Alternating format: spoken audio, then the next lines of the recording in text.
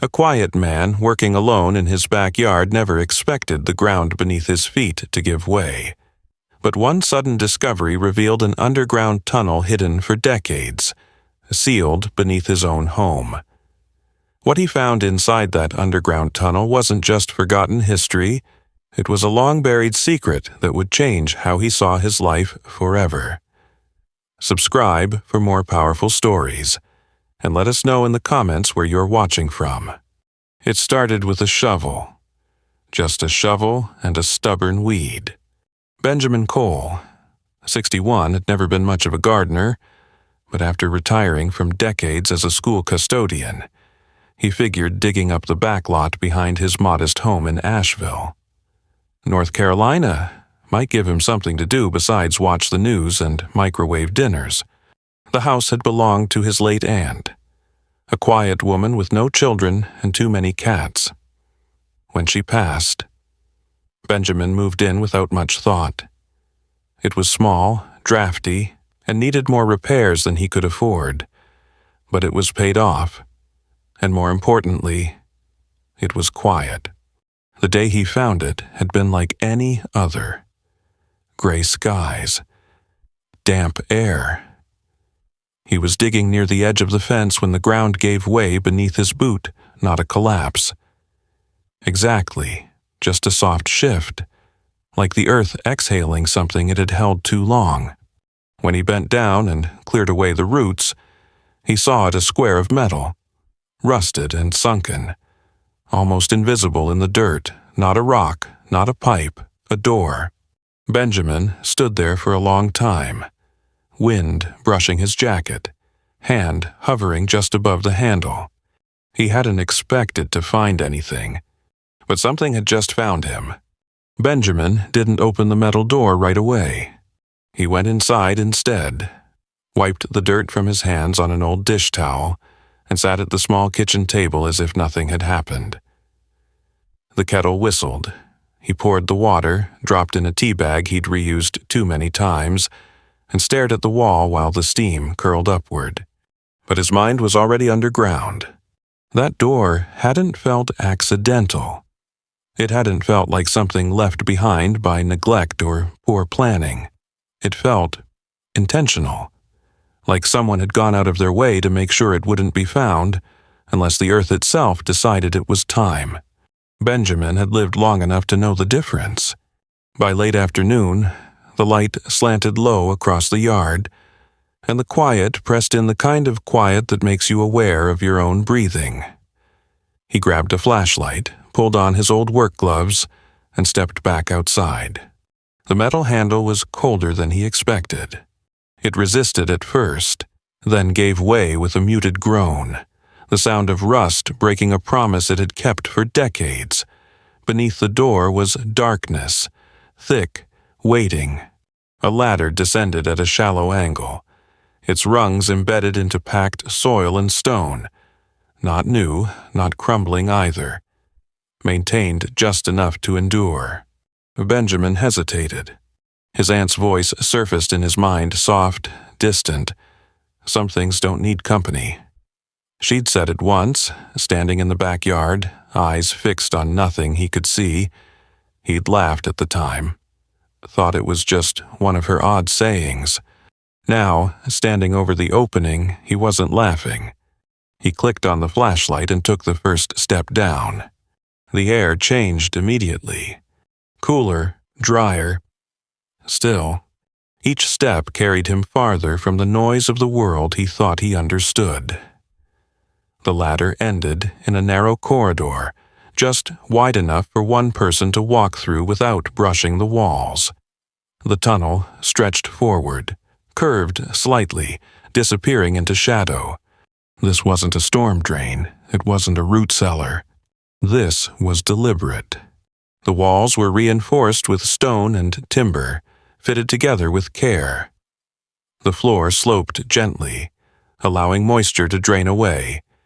Every few feet, small vents angled upward toward the surface, drawing air through the tunnel without any mechanical aid.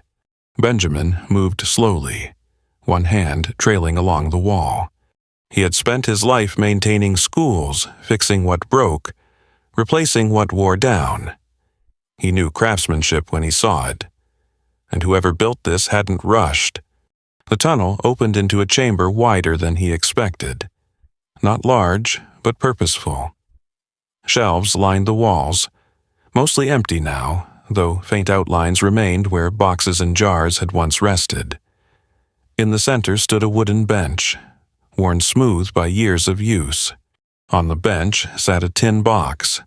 Benjamin's heart beat louder than his footsteps. He knelt, brushed away the dust, and opened it. Inside were folded papers, letters, carefully stacked, tied with twine that had faded to the color of bone. The handwriting was neat, old-fashioned, familiar in a way that made his chest tighten before he understood why. The first letter began, "If you're reading this, then the tunnel finally did what it was meant to do." Benjamin sat down hard on the bench. The letters weren't addressed to him, not by name. They were addressed to whoever stayed, whoever listened long enough to hear what had been buried. They told the story of the house, of the land, of a time Benjamin had only ever known through black and white photos and hushed conversations. During the early years of the civil rights movement, this property had been a safe passage, one of many quiet points in a network that helped families move north under cover of night. The tunnel wasn't for hiding. It was for hope. It connected the backyard to a wooded ridge half a mile away, a way through when roads weren't safe, when doors were closed, when silence was survival. Benjamin read until his hands trembled. His aunt hadn't been eccentric. She'd been a guardian.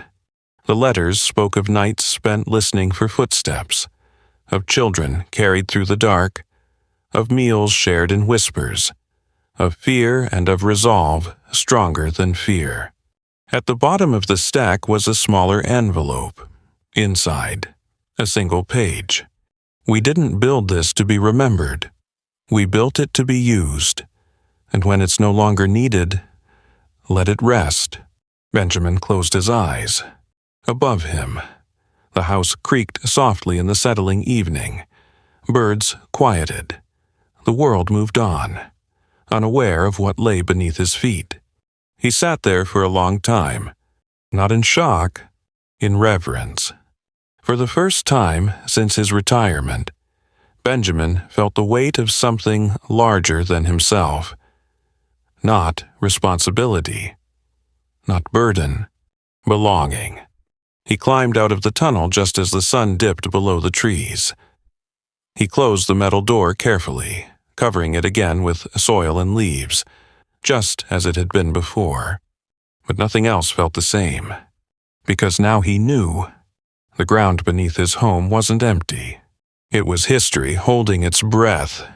Benjamin didn't tell anyone about the tunnel, not at first. He went through the motions of the days that followed, mowed the yard, fixed a loose hinge on the back door, walked to the corner store for bread and milk. From the outside, nothing had changed, but inside him, something had shifted. Like furniture quietly rearranged in the dark. Every night he dreamed of footsteps, not his own. Small ones, careful ones, the kind that try not to make sound. On the fourth morning after the discovery, there was a knock at the door. Benjamin wasn't expecting anyone. No deliveries, no neighbors who dropped by unannounced. The knock came again, gentle, hesitant, as if the person on the other side wasn't sure they should be there at all. When he opened the door, he found a woman standing on the porch, late 40s maybe, wrapped in a faded denim jacket. Her hair was pulled back tight, eyes sharp but tired. She held an old photograph in both hands, as if it might slip away. "Sorry to bother you," she said. "I'm looking for the coal house. My grandmother used to talk about it." Benjamin felt his breath catch. "You're standing in it," he said. Her shoulders sagged with relief. "I thought so." She said there was a fig tree out back and a fence that never quite lined up right. Benjamin nodded slowly. Both were true. "My name's Mary Ann Brooks," she continued. "My grandmother, Ruth, she passed last year. Before she did, she asked me to come here, said if the house was still standing, I should knock." She held up the photograph. It showed 3 children standing in a backyard. One of them barefoot, one clutching a doll with a missing eye, and behind them, just barely visible, a younger version of the house Benjamin now lived in. Benjamin stepped aside. "You should come in." They sat at the kitchen table, the same one where he'd poured tea the day he found the door. Mary Ann spoke quietly, like someone used to choosing her words carefully. "My grandmother was 7 when she came through here," she said. "She never used the word tunnel. She just said the ground. Said the ground opened and carried them somewhere safer." Benjamin closed his eyes. She went on. "She told us stories when we were kids. We thought they were fairy tales. But before she died, she made me promise to find this place, to say thank you, to whoever was still here." Benjamin swallowed hard. "There were letters," he said finally. "Down there." Mary Ann's eyes filled instantly. "So it's real," she whispered. "All of it." He nodded. They didn't go down into the tunnel that day. Neither of them suggested it. Some places don't like to be rushed. Before she left, Mary Ann pressed the photograph into his hands. She wanted this to come home. She said it didn't belong to us anymore. That night, Benjamin sat alone at the kitchen table, the photograph beside him. He studied the faces, especially the smallest child. Eyes wide, expression caught between fear and trust. For the first time, he wondered how many lives had passed through that narrow corridor of earth. How many futures had quietly changed direction beneath his feet. 2 weeks later, the unexpected came again, this time in a different form. A man in a gray jacket stood at the edge of Benjamin's yard one afternoon. Clipboard tucked under his arm. He didn't knock, just observed. "You own this property?" the man asked when Benjamin approached. "I do," the man nodded. "There's been a survey. County's reassessing older land parcels, looking for anomalies." Benjamin felt a cold settle in his chest. "Anomalies?" he asked. "Sinkholes, old drainage systems, unregistered structures." The man glanced toward the back of the yard, where the earth looked no different than it had for decades. "You ever noticed anything unusual back there?" Benjamin thought of the ladder, the letters, the promise tied with faded twine. "No," he said evenly, "nothing unusual." The man studied him for a long moment, then made a note on his clipboard. "We'll be in touch." That evening, Benjamin stood at the edge of his yard as the sun slipped behind the trees. The wind stirred the leaves, covering the faint outline of the metal door once more. For the first time, fear crept in, not for himself, but for what lay beneath, for the story that had survived precisely because it had stayed hidden. He went inside, pulled the tin box from where he'd hidden it beneath the floorboards, and opened it again. The final letter stared back at him. "We didn't build this to be remembered." Benjamin exhaled slowly. "But what if remembering is what keeps it alive?" He whispered to the empty room. That night, he made a decision. The tunnel had waited decades, but it wasn't meant to wait forever. Benjamin had never thought of himself as a steward, caretaker. Maybe he'd spent most of his adult life sweeping gymnasium floors, unclogging pipes, changing light bulbs no one noticed until they flickered. He was the kind of man who kept things running without anyone realizing it. But ever since he opened that tunnel, something was running through him. He started spending more time in the yard, not out of suspicion, but reverence. Each morning, he'd walk the perimeter, cup of coffee in hand, boots damp with dew, as if the ground might speak again. The birds always arrived before he did, chirping and scattering along the fence line. The fig tree was starting to show signs of new growth, and beneath it all, the tunnel waited, not demanding, just present. He hadn't gone back down since that first visit. It wasn't fear that kept him out. It was the feeling that if he went too quickly, he might miss something. Some truths needed time to settle, to steep like tea in a cup too often rushed. But the world doesn't always move at the pace of wisdom. One afternoon, Benjamin received a call. Marianne Brooks. She was in town again. She asked if she could stop by. Her voice was softer this time, less urgent, more curious. When she arrived, she wasn't alone. A boy trailed behind her.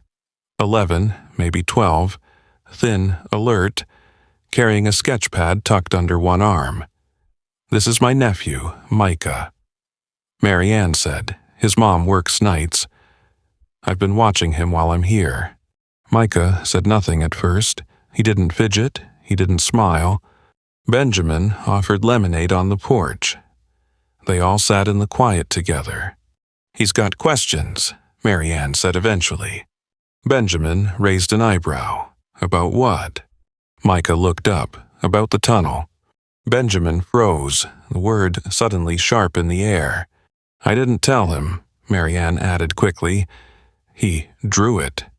She pulled the sketch pad from Micah's hands, flipped to a page near the center, and turned it around. There it was. A ladder, a narrow corridor, timber-lined wall, a bench. Drawn and clean. Dark pencil strokes with a precision that made Benjamin's throat tighten. "I don't know how he knew," Marianne whispered. He said it came in a dream. Micah looked at Benjamin for the first time. "Is it real?" Benjamin nodded slowly. "Yes, it's real." They didn't go down that day either. But the conversation lingered. Micah asked questions in fragments. Was it always there? Did people live in it? Do you think it remembers? Benjamin didn't have answers, but for the first time, he realized the importance of the questions themselves. That night, he unlocked the tunnel again. He didn't go in. He just opened it, sat beside it, listened. The wind moved through the trees like breath. A dog barked 2 yards over. The fig tree's branches rustled above him, and down below. The tunnel exhaled cool air like a secret that was willing to be known, if someone would just sit long enough to receive it. Benjamin returned to the letters the next morning. Read them slowly, aloud this time. Each word felt heavier, more rooted. These weren't just history, they were choices. Quiet rebellions. Whispered courage pressed into pages by hands that couldn't afford to shout. Micah came back that week with more sketches, cutaways of the tunnel. Imagined rooms. Diagrams of airflow that no child should know how to design. "I think it was more than a tunnel," he said softly. "I think it was meant to grow." Benjamin looked at the boy not with disbelief, but with awe, because somewhere deep down he knew. Micah wasn't just imagining. He was remembering. Maybe not in the way textbooks described, but in the way stories live inside bones, passed down without being spoken. Not blood memory, human memory. That night, Benjamin wrote a letter of his own. He didn't know who it was for. Maybe no one. Maybe Micah. Maybe someone who'd stand over this ground 50 years from now and wonder what had happened here. He wrote about the tunnel, about the rusted handle, the breathless silence, the boy with the sketch pad, and the feeling that some places don't just hold history. They wait for it to return. When he sealed the letter, he didn't hide it. He placed it gently into the tin box beside the others. It didn't matter that the ink was fresh. The tunnel knew how to hold time. The following week brought rain. the kind that soaks deep into the soil, turning footpaths to mud and loosening roots that thought they were safe. Benjamin watched it fall from his front porch, boots propped against the step, hands cradling a chipped mug of coffee. He'd always loved the rain, but lately it felt like something else, like a cleansing, as if the land itself was preparing. On the third day of storms, Micah and Marianne returned. This time, they came with something wrapped in a blanket, a small wooden crate filled with glass jars, each one tightly sealed and labeled in delicate handwriting. "From my grandmother's pantry," Marianne explained, brushing water from her jacket. "We kept them all these years. I figured, if the tunnel preserved lives, maybe it could preserve this too." Benjamin nodded slowly. He hadn't been back down in days, not because he didn't want to, but because he didn't yet know what it meant to bring new things into a place built on old survival. Micah, on the other hand, was already moving toward the back of the yard. "I drew new shelves," he said matter-of-factly, holding up a damp page from his sketch pad. "They'd fit along the right side. Better airflow." Benjamin chuckled under his breath. The boy had never set foot inside the tunnel, yet somehow he was mapping it like muscle memory. This time, Benjamin opened the hatch with purpose. The rain had softened the edges of the soil around the door, and as he lifted it, the earth let go more easily than before, almost as if it approved. They descended slowly, Benjamin first, Micah behind, and Marianne bringing up the rear. The flashlight beam danced across familiar walls, but somehow the space felt changed, not in form, in energy. It wasn't just history anymore. It was possibility. Micah knelt near the old bench, gently placing the crate on top. He looked around, wide-eyed, taking in every corner. "This place doesn't feel abandoned," he whispered. "That's because it isn't," Benjamin replied. They placed the jars carefully on an empty shelf. Pickled vegetables, preserved fruit, a jar of honey so golden it seemed to glow under the light. When they were done, the room felt fuller, but not crowded like it had been waiting for this moment, waiting to be useful again. That evening, after the rain had passed, Benjamin stood by the fig tree and watched the sky. The air smelled like new beginnings. He didn't know what would come next, but something inside him had shifted. He was no longer guarding the past. He was tending it. And tending, he realized, was an act of love. Over the next few days, word began to trickle out, quietly, naturally, as things like this always do in small towns. A man named Elliot stopped by one afternoon, holding a sack of potatoes and a question in his eyes. "Saw the Brooks girl leaving your place. She said you got space, cool, dry kind. You mind?" Benjamin didn't say yes right away. He led Elliot to the tunnel, opened the door, let him feel it. Because this wasn't about storage. It wasn't about saving root vegetables or heirloom peaches. It was about what it meant to care, to hold something that didn't belong to you like it still mattered. Elliot placed the sack on the bench with surprising gentleness. "Feels like a church down here," he muttered. Benjamin smiled. Not one built for worship, one built for remembering. Word spread slowly, respectfully. No ads, no social media. Just stories passed in grocery lines and whispered between neighbors. Benjamin's got a place under his yard. Marianne's grandma came through it. You know, they say the air in there still breathes. Soon, others brought offerings. A jar of beans, a loaf of bread wrapped in wax paper, a photograph from 1958 showing a young woman in a coat 2 sizes too big, standing in front of a house that looked achingly familiar. Benjamin didn't refuse anything. But he didn't rush, either. He recorded everything. What was placed, who it came from, why it mattered. The tunnel became more than a space. It became a rhythm, a pulse beneath the ground that beat in time with memory and with hope. And in that quiet swell of community, Benjamin found something he hadn't known he was missing. A future, not just his own, but one worth passing on. By late spring, the tunnel had become part of Benjamin's daily ritual.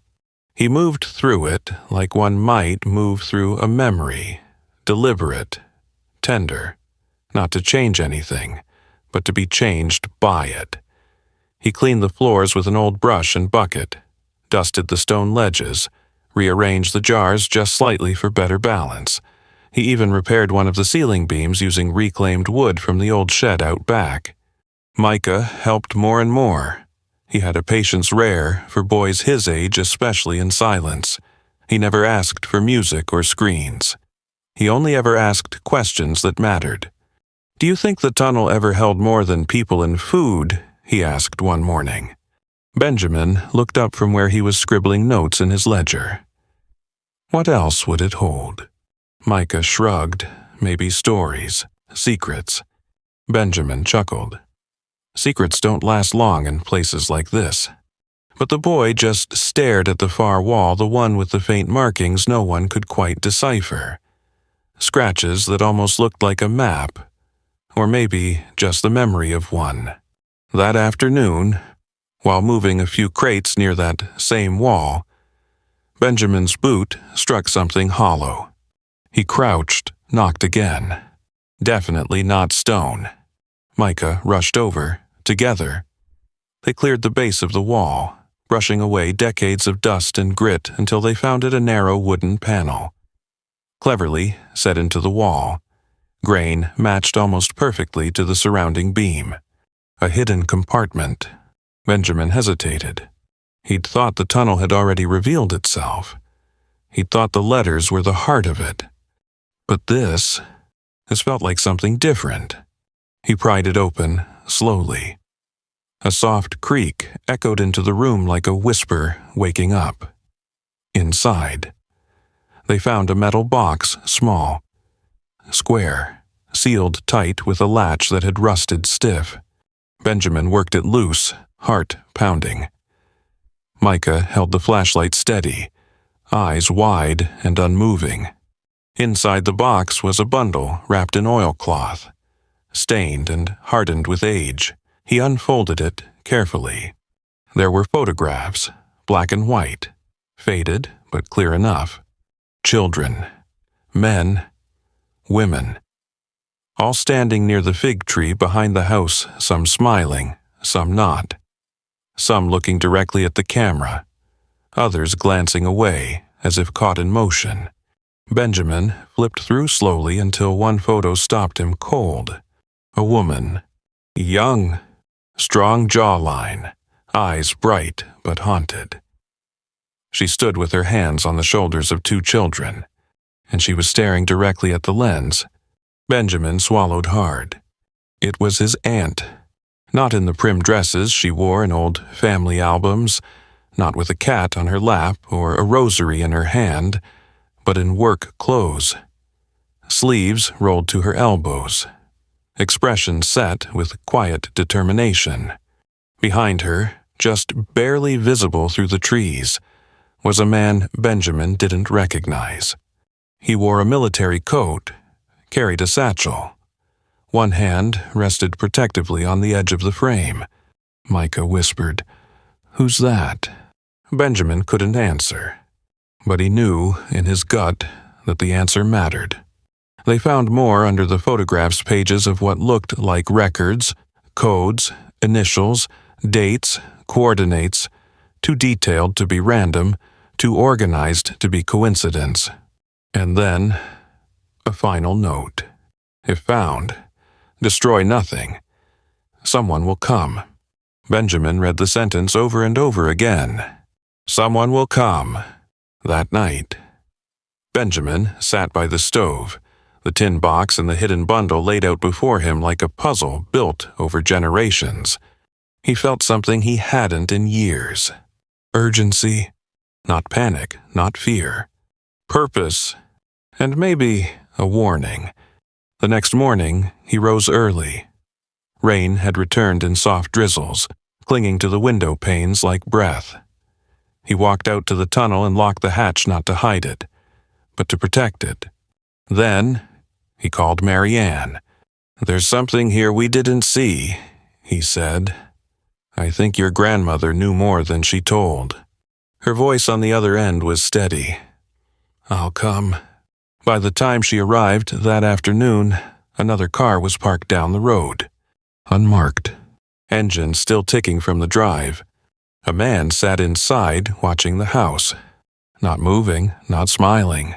Benjamin felt the hair on his arms rise. He turned to Mary Ann. "I think," he said slowly, "that someone already came." The man didn't leave. He sat in the car for hours, unmoving, a presence more than a person. Benjamin watched him from the kitchen window, the same spot where he used to drink tea and listen to the rain like it held answers. This was different. He didn't tell Micah, didn't want to burden the boy with shadows. But he called Mary Ann again. "Someone's watching the house," he said. Her response was instant. "I'm on my way." By the time she arrived, the sun had started to set. The man in the car was gone. Just tire tracks in the dirt and the unmistakable feeling of having been read like a page. Mary Ann didn't ask questions. She just walked straight into the house, poured herself a glass of water, and sat across from Benjamin like she'd always belonged there. He laid the photographs on the table between them. Her hands trembled slightly when she picked up the one of the woman, his aunt, and the children. She called him Thomas. She whispered, "The man in the photo. My grandmother said he was a signal carrier, one of the last to move through before everything shut down." Benjamin nodded. "There are coordinates, records, maybe routes, maybe names. And the note." Benjamin looked out the window. It said someone would come. For a long moment, neither of them spoke. Then Mary Ann said quietly, "So what do we do?" Benjamin leaned back in his chair. The answer came from a place deeper than logic, older than fear. "We finish what they started." The next week was full of motion. Not the kind the world sees. No construction crews, no press, no social media blasts, just people. Word spreading like roots under soil. Elliot came back with another crate of potatoes and a small radio. Janet, from the next town over, brought jars of beeswax and a question. Could this help preserve parchment? Even Micah's mother, who had never seen the tunnel herself, sent a box of hand-knitted scarves with a note, for whoever needs warmth next. They weren't just storing things anymore. They were preparing. For what, none of them could say, but it felt right, it felt ready. Benjamin cleaned the tunnel more thoroughly than he ever had. Reinforced beams, marked airflow points, built new shelving exactly as Micah had drawn them. Mary Ann cataloged every photo, every note, every map.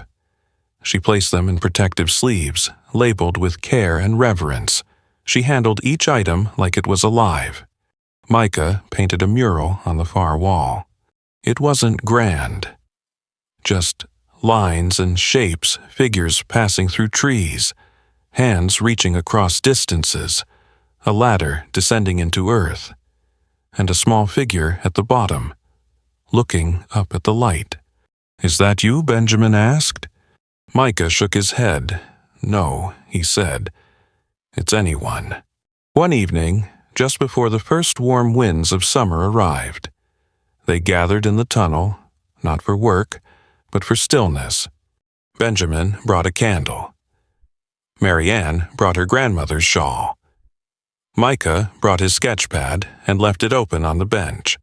They sat in silence, not because they didn't have things to say, But because some stories don't need to be told out loud to be heard, after a while, Benjamin stood. "I used to think my life was small," he said softly. "Just janitor hours and leftover dinners. But this," he gestured around them. "To the shelves, to the earth, to the flame. This showed me that small things can hold the whole world if you treat them like they matter." He paused, voice breaking just slightly. "My aunt didn't leave me a fortune. She left me a responsibility. And it took me a long time to understand that they're the same thing." Marianne reached over, took his hand. "We keep it breathing," she whispered. He nodded. "We do." When they emerged, the sky was thick with stars, the kind of sky that reminds you how brief everything is and how sacred. The house stood quiet behind them. The fig tree rustled in the wind. Somewhere nearby, a train called out in the distance, its sound like an echo from another life. Benjamin looked back once more at the yard. The hatch was closed again, covered with leaves, invisible to anyone who wasn't looking. And that, he knew now, was the point. This wasn't a monument. It was a message. Not everything sacred is meant to be seen. Some things are meant to be felt, lived, shared. Sometimes the most powerful legacies aren't left in wills or written in stone. They're buried in silence, in the floorboards beneath an old house, in letters never mailed, in tunnels carved not for glory, but for mercy. Benjamin didn't go looking for purpose. He found it when the ground quite literally gave way beneath his feet. What he uncovered wasn't just a passage through dirt, it was a passage into something bigger than himself. Into history, into connection, into meaning. In a world obsessed with being visible, this story reminds us some of the greatest acts of love happen quietly, underground. If this story spoke to you, subscribe. And if you believe some things are worth preserving, share this with someone who needs to remember.